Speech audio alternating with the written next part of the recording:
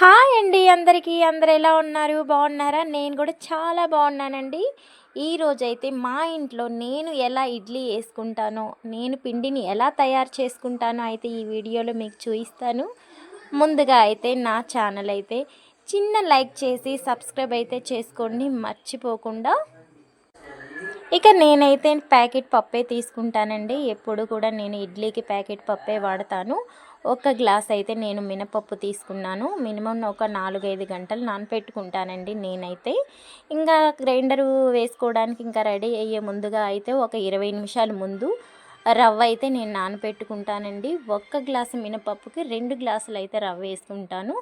గ్రైండర్లో వేసుకున్న పిండికైతే 3 గ్లాసులైనా రవ్వ వేసుకోవచ్చు.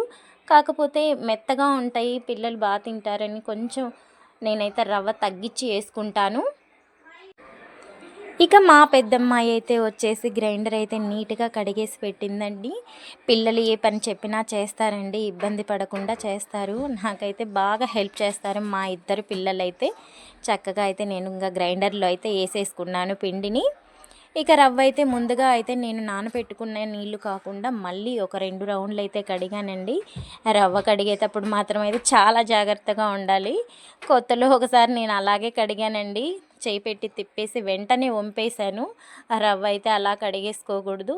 నీళ్ళు పోసి 1 నిమిషం అలా నీళ్ళల్లో ఉంచేసిన తర్వాత ఇంకా నైట్ వల్ల కలిపేసుకొని ఉదయానికంతా పులవ పెట్టేసుకున్నానండి పిండి. ఇంకా వేరే గిన్నెలోకి అయితే నేను సపరేట్గా కాస్త తీసుకొని మిగతా పిండి అయితే ఫ్రిడ్జ్లో పెట్టేసుకున్నాను.